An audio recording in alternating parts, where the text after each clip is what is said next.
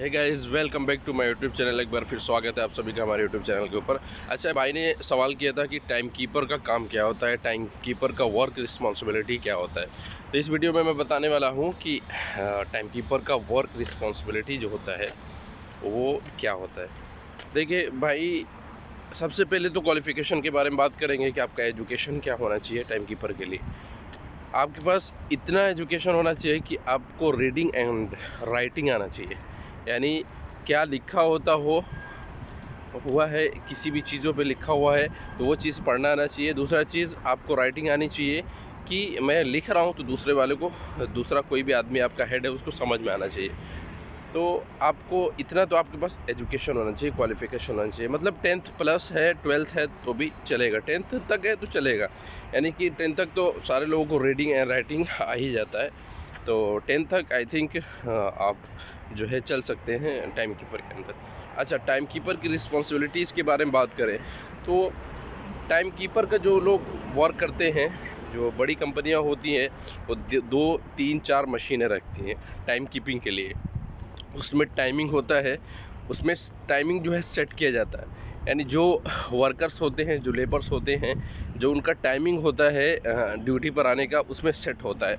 यानी कि लाइक 7:30 है, 8:30 है, 8 o'clock है, तो वहाँ पर वो टाइमिंग सेट होता है। तो उनको एक कार्ड दिया जाता है, उस कार्ड में in out, break time, over time सारा चीज़ मेंशन होता है। तो वो कार्ड जो है पंच किया जाता है।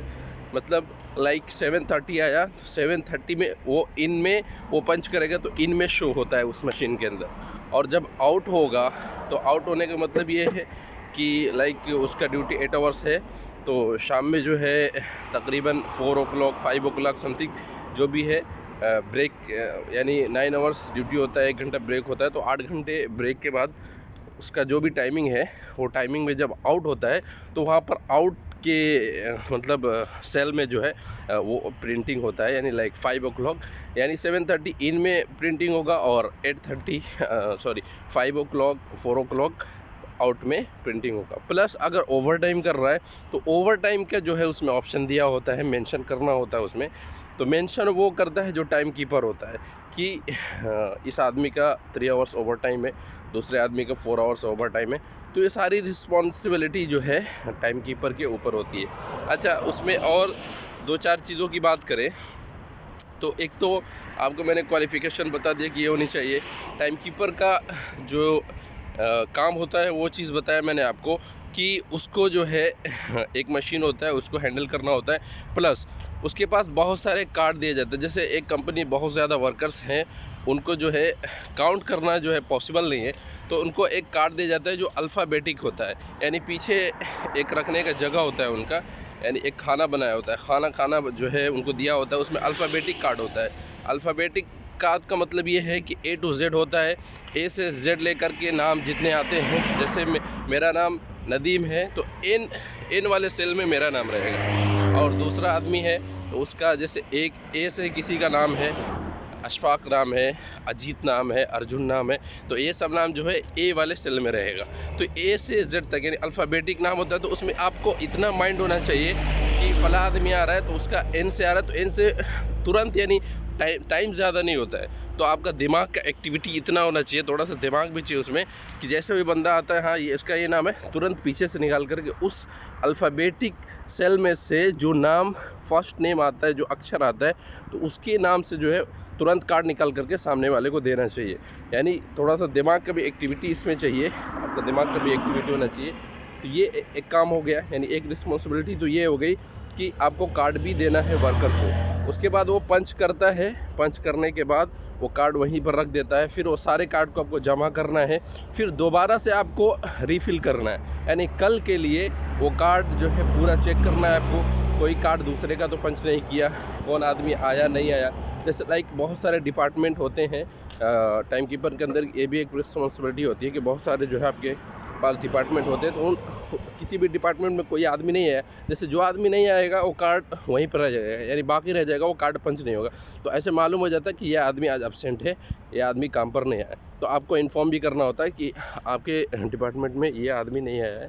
तो वो क्या करता है, वो या तो फाइन मारता है या उसका एक दिन का सैलरी जो है वो कट कर देता है। तो ये भी रिस्पॉन्सिबिलिटी होती है टाइम कीपर की, कि टाइम कीपर को जो है इन्फॉर्म करना होता है कि भाई आपके डिपार्टमेंट में ये आदमी नहीं आया, इसलिए कि कार्ड वहाँ पर बाकी रह जाता है। तो ये भी रिस्पॉन्सिबिलिटी होती है टाइम कीपर की कि वो इन्फॉर्म करे डिपार्टमेंट में कि ये आदमी नहीं आया है। तो मैंने टाइम कीपर के बहुत सारे जो है रिस्पॉन्सिबिलिटी आपको बताया। भाई ने सवाल किया था इसलिए मैंने वीडियो बनाया कि टाइम कीपर की रिस्पॉन्सिबिलिटी में से ये है, पहला तो ये है कि आप 10th कम से कम क्लियर होना चाहिए, रीडिंग एंड राइटिंग आना चाहिए। दूसरा ये है कि अल्फ़ाबेटिक आपको थोड़ा सा समझ में आना चाहिए कार्ड कैसे रखना है, और कार्ड रखने के बाद आपको थोड़ा सा मशीन भी यूज़ करना आना चाहिए, यानी उसमें थोड़ा सा सिस्टम होता है। बाद में कहीं कहीं आपको एक्सेल वगैरह की भी ज़रूरत पड़ती है। अगर बड़ी कंपनी है तो उसमें थोड़ा सा जो है रिपोर्ट भी देना पड़ता है कि इतने आदमी इस डिपार्टमेंट में है, इतने आदमी इस डिपार्टमेंट में है। मतलब जो ज़्यादा टफ काम नहीं है, बहुत ही कॉम्प्लिकेटेड नहीं है, इजी है। अगर 10th एंड 12th पास है तो आप कर सकते हैं, बहुत ही इजी है करना।